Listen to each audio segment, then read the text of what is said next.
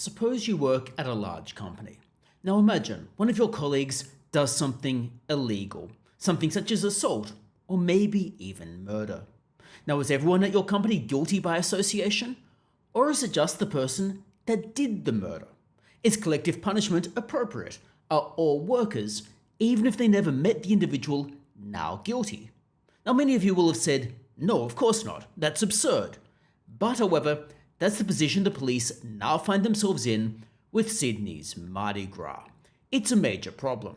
But it's not just the police, this permeates throughout other groups in society. Now the background to this is a New South Wales police officer allegedly murdered a putative love interest. I say allegedly because he has not yet been convicted. However, the evidence does appear to be reasonably clear-cut. Now it seems that all police appear to be wearing the blame with some sections of the community. The New South Wales Police Force was disinvited from marching in Sydney's Mardi Gras parade. The Australian Federal Police also withdrew on the back of this. And it begs the question, are all police officers responsible for the actions of one of their members, or should we perhaps treat individuals as individuals, holding the wrongdoer responsible but not necessarily punishing all of the other people of that organisation who really had nothing to do with this? This, of course, is a major issue, because it is the underlying ideal of collective punishment, and that ideal appears to have gathered steam across many areas, not just the police force, but many other sections of the community. Now, this is something that Daily Insight on YouTube recently covered, and I'll link to that video in the comments below. It's worth watching. Now, the situation, of course, relating to the police has resulted in protests outside what looked to be Surrey Hills Police Station, which is at the heart of where the Mardi Gras parade is going to be going.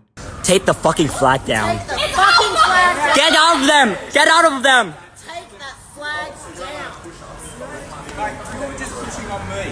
Oh, you've never put someone in your fucking lives?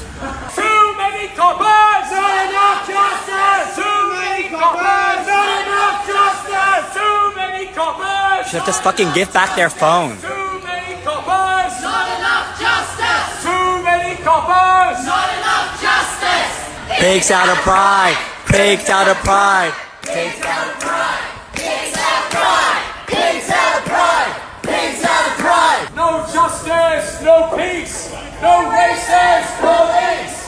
No justice, no peace, no racist police!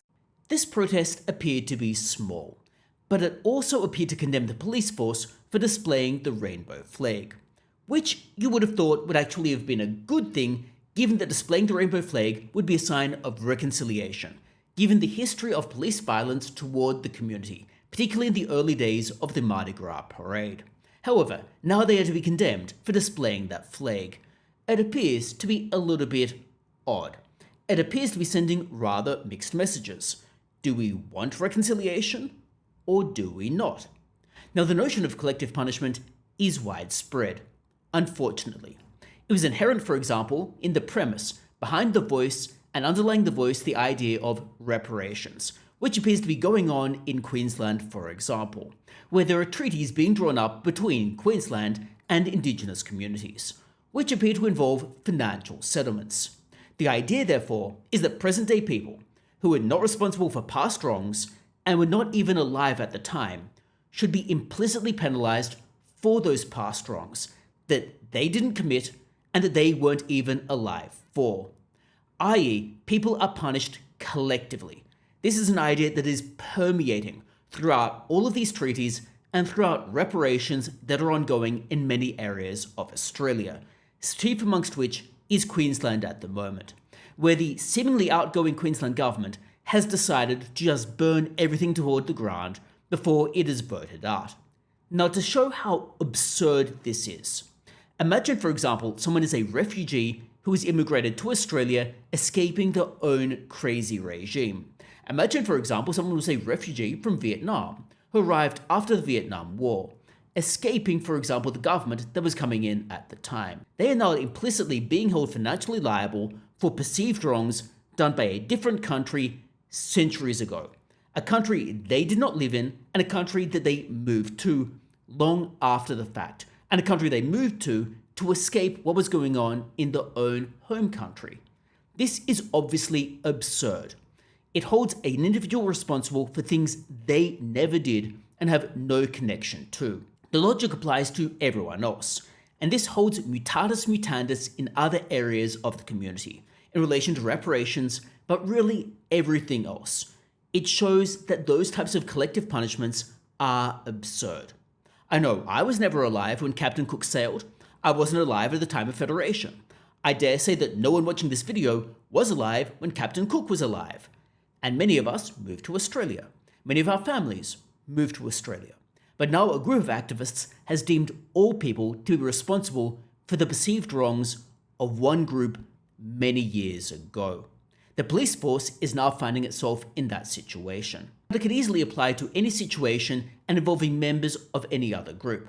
For example, Jewish people have found themselves in this position as well. Jewish people are not the same as Israel.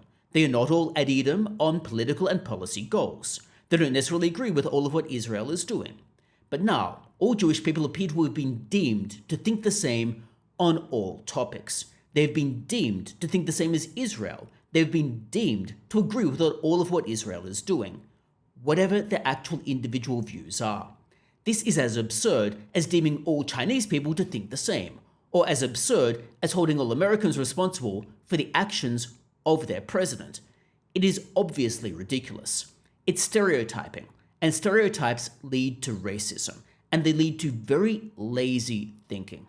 It's a situation we've now found ourselves in with many of these activists, especially activists on the progressive side of politics. And this leads to the crux of the underlying problem: laziness. Activists of this type are lazy. They're simply not putting the mental work in to think about individuals as individuals, to thinking about nuance, to thinking about what is actually going on underneath the surface. They're looking for the laziest, easiest way to form an argument and to go along with a protest. Potentially they're not even thinking about what they're actually protesting about. They're just seeing that it's trendy to engage in a protest, and they're following on. The activists are seeking for an easy to identify enemy that they can other, that they can attack, that they can hold as someone who has done something wrong. The attacks are simply intellectually lazy. They lack the curiosity, interest, or acumen to look at people as unique individuals with their own flaws, who have their own strengths and weaknesses, who have their own individual traits, who might have committed wrongs or might not have committed wrongs. You need to consider individuals as individuals. This is permeated throughout a lot of progressive politics. It underscores some of what DEI rhetoric really relates to. It underscores what we've seen with things such as treaty and reparations. It underscores the treatment of many Jewish people, for example. The great irony, of course, is that progressives who present themselves as pursuing some great intellectual lofty ideal have adopted such a lazy, anti-intellectual, anti-intelligent, anti-curious technique. It's interesting that the progressives who try to paint themselves as being the great thinkers in the room are clearly the most ignorant. This is clearly a stepping stone toward outright bias and discrimination. In this case, discrimination against the police, but also it leads to racism when applied in other areas. It's as if we've come back full circle. The progressive left now appears to be the most discriminatory. But let me know your thoughts about it in the comments below.